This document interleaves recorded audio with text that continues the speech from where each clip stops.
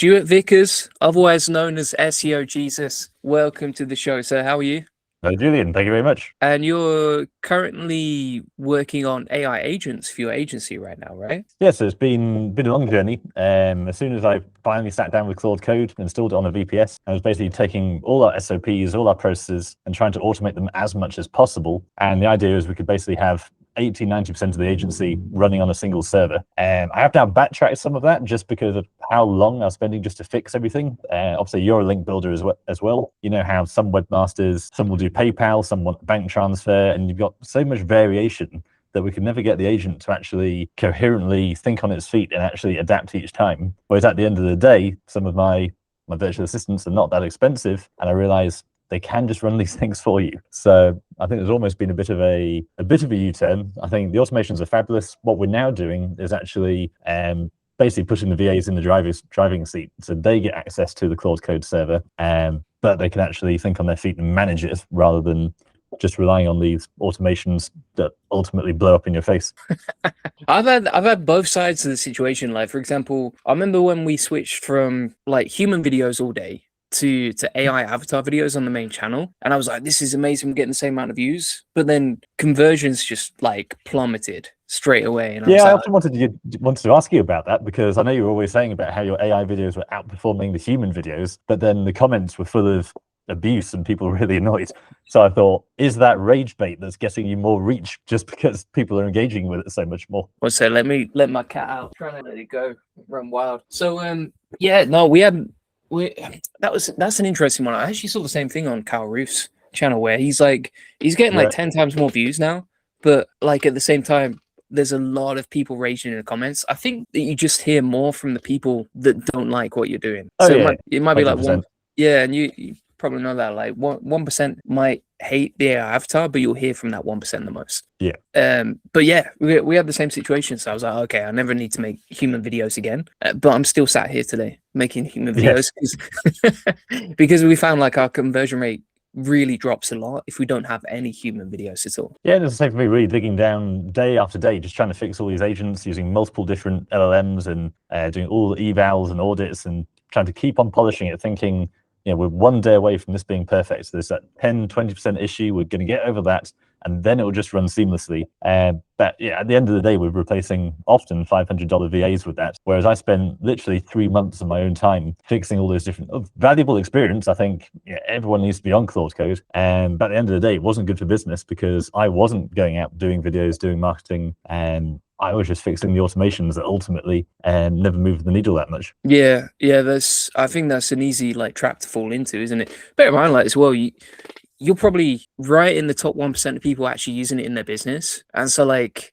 for you, it's kind of, this is all brand new. Like no one has sort of followed this path before, have they? No, exactly. I feel like obviously there's all the hype with NA10 and ultimately still even today, most people's use of AI is writing a couple of emails, and that's the majority of it. And so you go into a corporation and how are you using AI? We wrote a blog post, we wrote an email. Okay, text generation is really not reinventing the wheel that much. Yeah, that's it. But what we were trying to do is literally, we've got every client call recorded, every touch point, every email they send us. We want all that to go into a client library so that basically all the work we do constantly refers back to that single source of truth. So whether it's content writing, whether it's link building, every single preference that client has actually expressed throughout the whole process, all the agents will come to that. Whereas, as we know, with a human team, it's very easy. Some people will go off on a tangent, do what they're used to doing. They've not watched all the sales calls with the onboarding, and then you realize that client had very specific requirements that somehow didn't feed through the chain correctly. Yeah, for sure. I can see how that would happen. Definitely. One thing that actually still surprised me is like we have a small number of clients who absolutely refuse AI content, and so we still have a like human content writer, even in 2026, which still surprised me. But I had a South African content writing. I was paying $1,500 a month, who I hired pre-ChatGPT. It was really good, really high standards. And I kept them on for a very long time, for the exact same reason. We actually burned a client last year where we were doing the guest post approvals, and we weren't absolutely clear enough that these are your third-party guest posts that are going on other websites just to get the links. They're not going on your website, and they put it through whatever AI detector they wanted, and they came back outraged saying this is flagging up as a high AI score. I'm saying, first of all, the Bible and Shakespeare comes up as high chance of AI. But secondly, we're looking at the outcome here. We know that AI content ranks. And I know people are saying, it'll burn in 3 months' time. Maybe if you do 1,000 articles, but I've got websites that are much smaller, denser. They've still got basic ChatGPT content on them, and they've been performing for years. So AI content, it's not the issue itself. So you always want to be working with clients who really believe in the outcome, regardless of how you actually get there. Yeah, I've seen so many. I mean, like Backlinko, I think they got absolutely destroyed this year, didn't they? In terms of their content, and I can only imagine how many human hours went into that content and very little AI. Because human content can get tanked as well. Yeah, absolutely. Yeah, look at HubSpot, for instance, when you go after the pure volume game of doing emoji meanings and every highest that you could go in the funnel of informational content that didn't really have any actual intent behind it. Yeah, definitely. Have you seen any differences in say what you sell, pre-AI to now? Or is it the same sort of link building service? It's very similar. I think, as we know, to rank in AI, everyone's arguing at the moment, is AI, SEO, GEO, whatever you want to call it, is it just SEO but slightly different? And overall, I would say yes. We know we're moving more towards branded anchors, especially if you can get the semantics in. So it's basically client's brand name is a provider of X product or service, and you want that repeated across the internet. So we're doing a lot less keyword rich anchor text and going much more after the brand mention. No, generally in terms of the service, pretty much the same. Google's still got a massive market share for bottom of funnel. It depends on the niche, but there's still plenty of businesses out there where people aren't going on to ChatGPT. They are just going to Google, skipping past the AI overview and making a call. So that's not to bury our head in the sand and say we don't want the AI search. But I feel like SEO is still the core grounding. Google's, as we know, it's a genius algorithm that's been around a long time, and because they're really intelligent people who put a lot of work into that kind of ranking. So it's quite natural that the ways to rank in AI are not going to be that far detached from ranking on Google. So maybe it's fewer guest posts and we're doing more listicles instead, but that's still outreach, that's still ultimately placing links and brand mentions. Yeah, it still shocks me to this day that there's no tool that's just replaced what link building agencies do. Yeah. Because I mean, like, for example, I can imagine like it's quite easy to automate the email outreach. It's easy to automate the interactions when it comes to organizing, like building a backlink on another website. But it's almost like that hasn't been replaced yet, and people still don't know how to automate backlinks. No, exactly. That's exactly the issue I was having with building. And what I found was, never mind how long I was spending to fix it, but also the automation was only taking the first quoted price from the webmaster, whereas I trained my team to keep on negotiating, play hardball, try and do some kind of volume deal and say, if we can get the best price here, then we're willing to place 10 links with you tomorrow. And despite me repeating again and again and again in the prompting, the automation just wasn't doing that. So it was actually costing me money because my $500 VA was a much better negotiator than Claude Code was. Yeah, that's it. I mean, as well, I think the models are getting better all the time, but for sure, this even when I use Fable 5, it's like, how is it getting this so wrong sometimes? Yeah. I was really hoping when Fable came out that I'd just be able to press a button and it would just go through and fix everything that wasn't working. And we're still not there yet. Yeah, but yeah, to your point, it's only going to get better. So I think to have all that as bare bones, we can keep coming back every 6 months and see, has it actually improved? If we just apply the latest model across our full stack, what changes? Yeah, for sure. How do you find managing an agency? Same as you, I think. It's exhausting, and I think we've both got the same thing where we've got info products on one side, which are low ticket, high margin, quite low headache. Yeah. But equally, you've got to sell a lot of info products to actually get up to the same kind of levels as an agency. So fundamentally, I still recommend it to everyone. Even now, we've got clients coming to us who are very technically proficient and they are going into Claude Code or not even Claude Code, just standard Claude and auditing their website, doing everything they need to do. But there's still that extra level of information they still need, that experience, that more sort of hands-on. Because as we know, you go into any LLM, whether it's ChatGPT or Claude, and it always comes back a bit surface level. It's a bit like reading a Neil Patel blog. There's nothing wrong with it, But yeah, you and I, with all our experience, we know the extra 20%, and clients still really value that. Yeah, and I mean, like if you had no SEO experience and then you just handed over your website to AI and just said like rank this, it's gonna go nowhere fast. Yeah. Just doesn't have the depth of expertise, I can imagine. But yeah, I agree with you. Like, it's kind of one of those where managing an agency, because there's so many people, is that everything becomes a people problem, right? And it's people on the customer side, and it's people on the internal side. So yeah, a lot of people involved generally. I'm really not the best people. I'm a people person, but I'm not good at the. I'm kind of sort of big ideas, vision guy. So when it comes to actually tying all that down, turning it into a process, and holding people accountable, and getting on calls every week, that tends to be where I fall down. So if I could press a button and just scale the school to the moon, then that'd be great. But in the meantime, when you get those clients coming on paying you 5, 10, 20K a month, it's okay. Running an agency isn't the best business model in the world, but it's far from the worst, to be honest. Yeah, 100%. I mean, like there's plenty of good points as well. I mean, I think probably the hardest part is like when you start handling the sales team as well. Yeah. Because there's just so many moving parts of that, right? It's like I feel like managing a sales team, they're not going to follow your instructions, your SOPs. They're not going to do what you say half the time, and it's a totally different. There's always that stereotype with sales guys, and we did have to go through a few to get the right ones. Plenty of horror stories there, and anytime I've mentioned my horror story, someone else will immediately pipe up with their horror stories. And yeah, it's a lot of the same old stereotypes. Yeah, definitely. But you're right, it's all about the visibility and accountability. So every call needs to be recorded. It's process compliance. Are they actually following the right steps? Now, early on, we had a salesperson where they had the full SOP, they had the full training. Here's how you go and do the sort of mini audit in Ahrefs. And then it was months before we realized he didn't even log into Ahrefs. Yeah, the close rate wasn't too good on that one. Yeah, well, it's an interesting one, because I met like some people who they literally do not follow the process, but they get great results. And I'm like, do you know what? As long as that lasts, I'm not going to be too hard on. Yeah, because I know if sometimes, well, if you're too hard on a salesperson, like they're like, right, I'll quit, because they value freedom more than the actual job itself. It's a tough one. Well, exactly. It's the classic sort of disc type thing. You've got it's different skill sets, different personalities. But it's just same as any other incremental improvement. Eventually you find the right people, and then it all locks in together. So. Yeah, that's it. Do you have any plans to rejig your services based on how AI is changing SEO right now? So for example, I'll give you an example. Like, speaking to Jabez the other week, and he was basically talking about how he's kind of switched over to LLM optimization. And selling listicles on guest blogs. Is that something that you've looked at? Yeah, we already do it. Having said that, we still find the majority of clients, it's still just the classic Google rankings. It's the ICP really is, we want to rank on Google and ideally get some ChatGPT visibility, basically.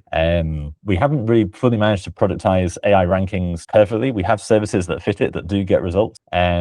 But we're finding there's just less excitement. I think we're still so early. People are still a bit vague about what it actually looks like. And therefore, I think most clients are not, they really want that sort of off the shelf, here is the product and here's exactly what it does. Whereas I think all of us have all got all these different LLM ranking strategies. And therefore, I think the market hasn't really matured enough yet for people to be that buyer aware about it. Yeah, I agree with you. Like the thing that I'm seeing that's changing in the SERPs, for example, like particularly on the SEO agency side of things, is like I'm seeing more and more impressions on my website for keywords around like AEO agency or, for example, GEO agency. I feel like all these. We can't even agree on the acronym. Never mind the process. 100, and I think there's about 10 or 20 or maybe even 30 different acronyms that come along with this.